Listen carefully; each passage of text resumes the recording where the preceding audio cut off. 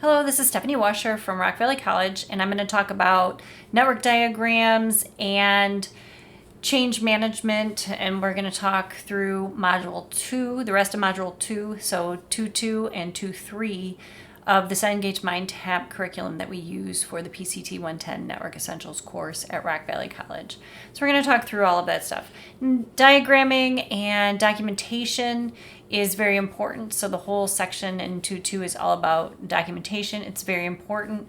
We want to be able to have a picture of our network and be able to look at our devices and things that are on the network, whether they're wireless access points, computers, switches, printers, voice over IP, VoIP phones, anything like that. So we want to see all items. So like these dotted lines, those are our wireless connections, and then the hard lines are the Ethernet connections.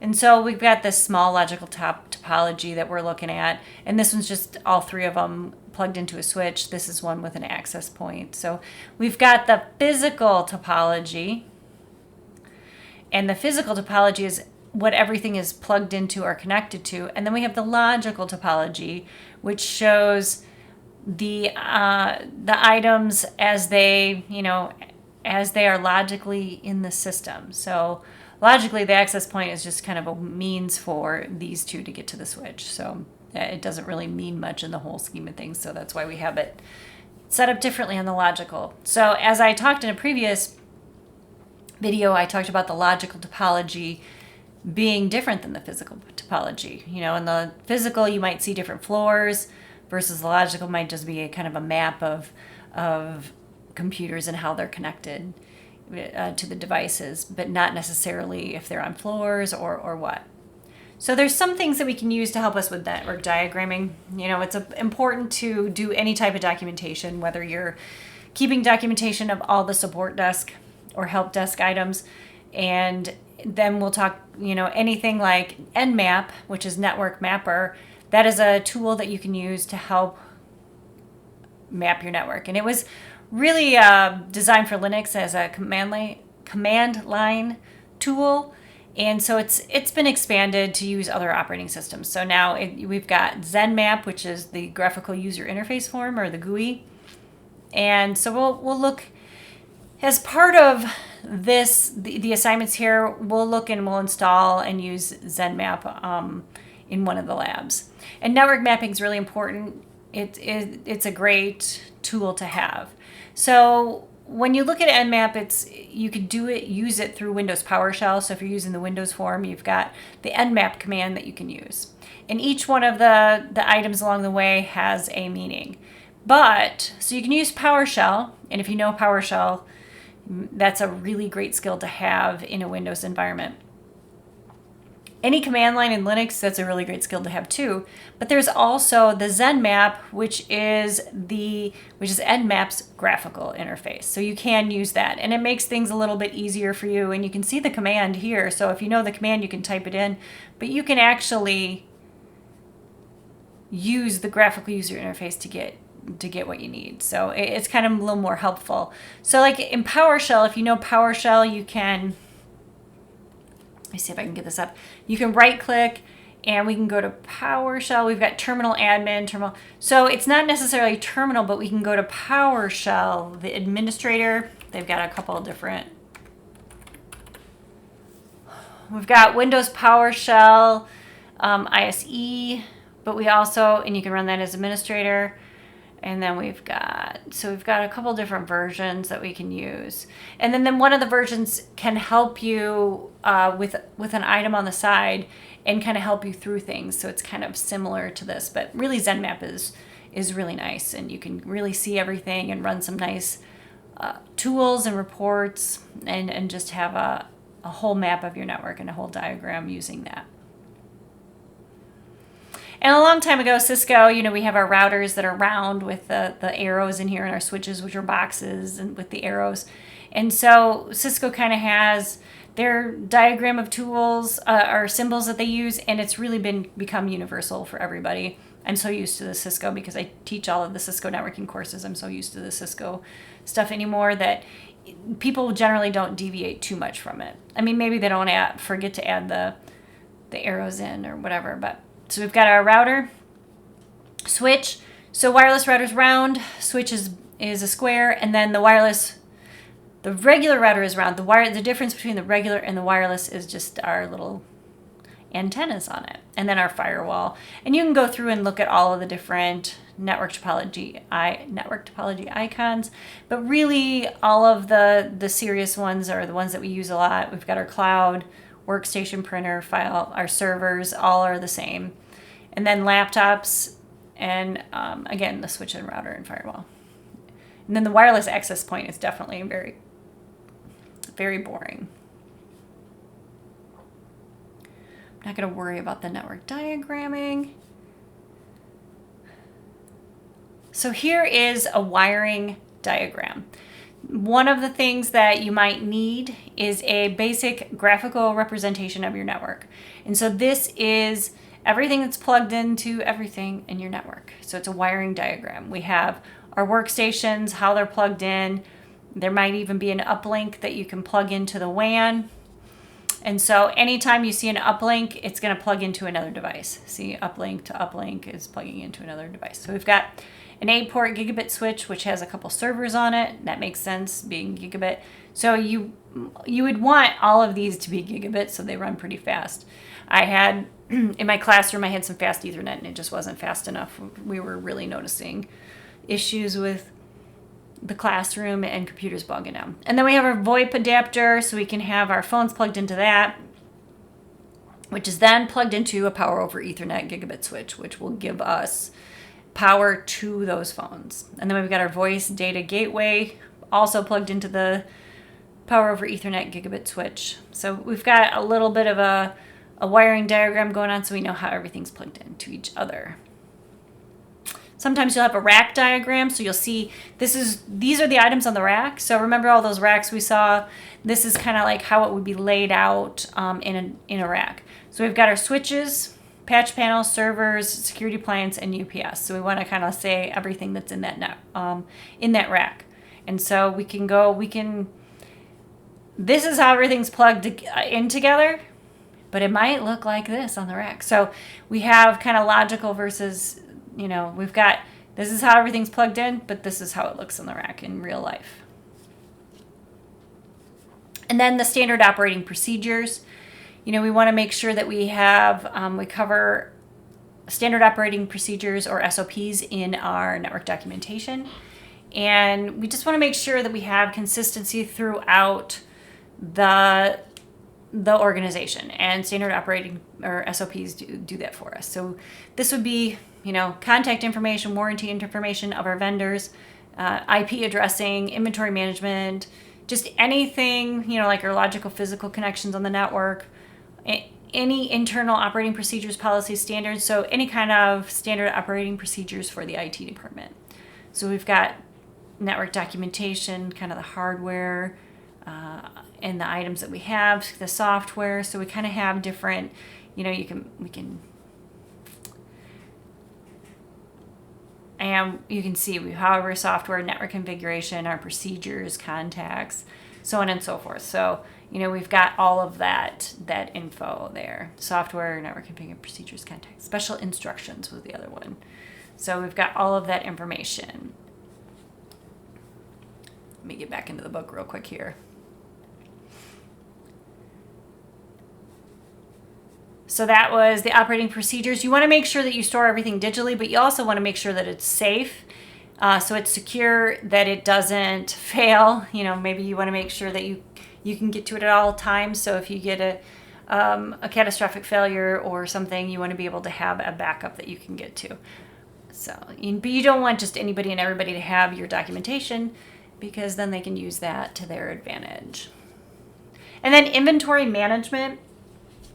Just another thing to think about, we have a system life cycle. If you've taken any class in WTC 2100, you know that those computers are old and that they run slow and that the network in that room needs to be updated. Well, we've ordered new computers and we've ordered new routers and switches, new devices to connect, so we should be getting that changed here pretty soon. So our inventory management, what we determined was our devices were old and they needed to be replace. So there's a system life cycle that comes into play here, and we need to, change out those components every once in a while. So in the system life cycle, things to think about, there's different phases. So you'll have to do, then identify any needs of the business or the network requirements, and then design, plan the design. So, you want to plan for expansion, so like the big picture goal, and do some development and testing. So you'll purchase the equipment and test it before deploying. In our classroom, we don't want to just put it together. I mean, we did fail the other day. Our network went down, so I'm at the point where we probably just need to put the equipment up and then hope and pray that it works. So my plan was to use my spring break to do that. And then implementation, deploy new equipment to replace old. So that's our, we want to make sure we have a good baseline and everything runs nicely. Document and maintenance, so make sure that we keep track of everything we do, and document, and then evaluate as necessary. So you can see we have all of the different phases of this system life cycle. And then another part of the process is inventory management. So we need to make sure that we have a list of all of the components on our network, including the hardware and software. Now, hardware and software also includes any virtualization. So we need to make sure we have all of that information available and in an inventory. There are different tools that will help us with inventorying items as well. But any kind of that documentation will help make our lives easier when we look at the network and go, oh, we can easily go, oh, this one's old, we can take care of that, or you know what, this one needs to be upgraded. We are having some bottleneck issues here. You can just look at that documentation for any flaws. So inventory management is really important. And then labeling and naming conventions with things. So, you want to keep your all your records up to date, and then any organization's probably going to have some way that they name their devices. So you want to keep track of your devices, and you can name them systematically. And you might have, it just helps for record keeping.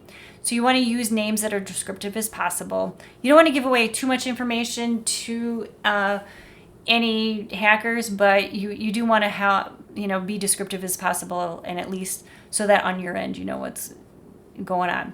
And then include only the essential items when identifying the device. So you don't want to give away too much information.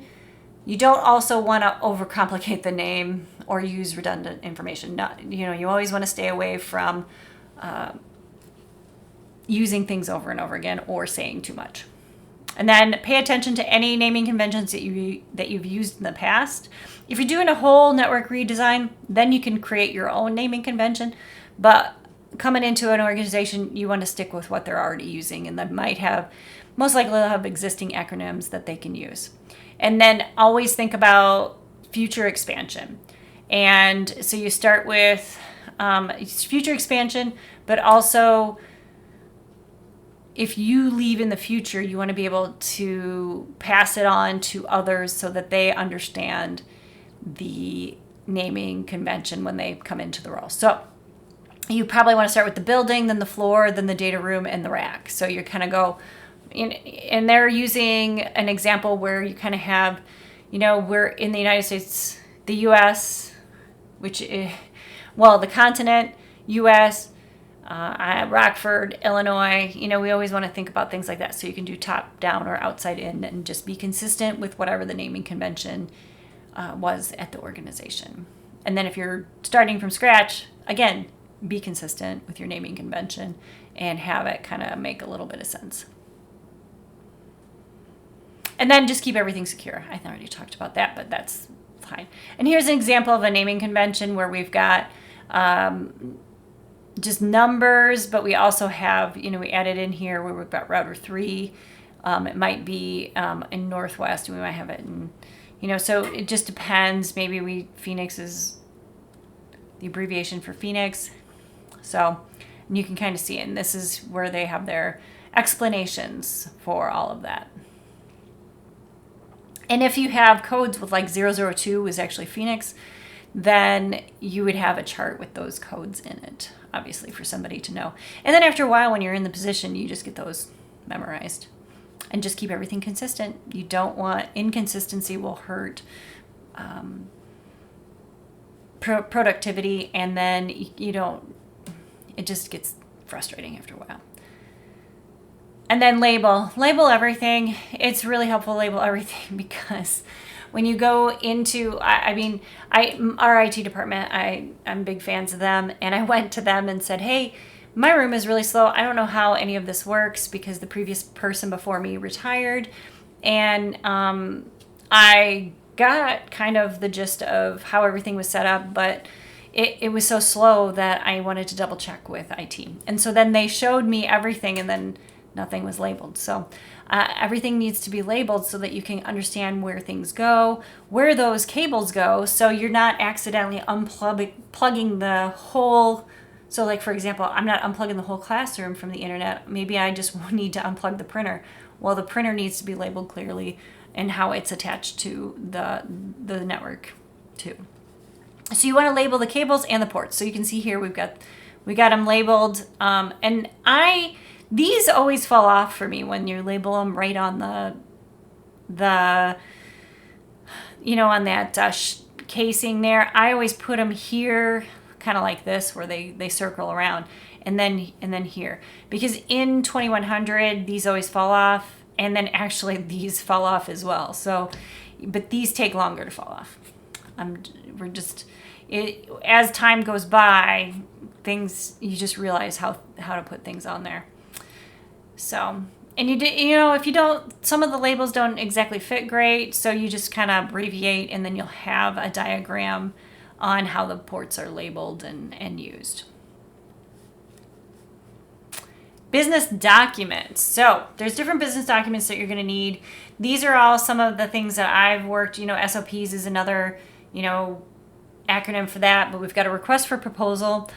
If you're in a large organization, you're going to have a request for proposal where you put it out, and vendors will take part in giving you proposals for things that you need. So if you have a detailed description of what you need, whether it's a product or a service, and you put it out, you put an RFP out, organizations will return with proposals for you, and you can determine which proposal is the best for your organization. Then there's a memorandum of understanding. For example, at Rock Valley, this one's not really IT related, but we have memorandums of understanding with other high schools in order to set the guidelines for, or the agreement for, dual credit at Rock Valley College. So, we have documents that we enter in with those high schools that set an agreement between us and the high school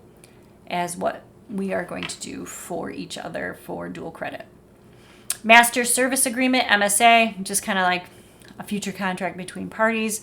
So how it's going to be, how payment and arbitration might work. Statement of work just is exactly how it sounds, right? Just a detailed statement of the work that is going to be completed at the organization.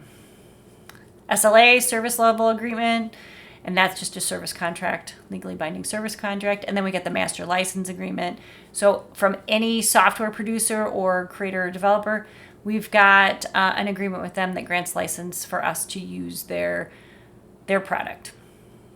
All right, and that's everything from 2.2. In the next video, I'll go over change management, and it'll be section 2.3.